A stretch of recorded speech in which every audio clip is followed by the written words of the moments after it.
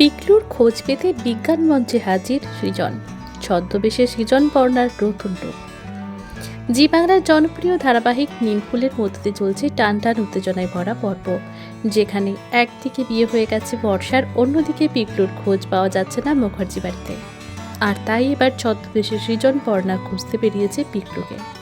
পিকলুর খোঁজ পেতে পর্ণার বুদ্ধিতে বিজ্ঞান মঞ্চে হাজির পর্ণা এবং সৃজন। সৃজন এক প্রফেসরের ছদ্মবেশে বিজ্ঞান মঞ্চে গিয়ে উপস্থিত হয়েছে, সঙ্গে এক বৃদ্ধার বেশে দেখা যাচ্ছে পর্ণাকে। তাহলে কি এইভাবেই ছদ্মবেশে বিজ্ঞান মঞ্চে খুঁজে পাওয়া যাবে পিকলুকে? জানতে চোখ রাখুন নিমফুলের মধু ধারাবাহিকে, শুধুমাত্র জি বাংলার পর্দায়। আর হ্যাঁ, অবশ্যই টলি রিপোর্টার চ্যানেলটিকে সাবস্ক্রাইব করতে ভুলবেন না।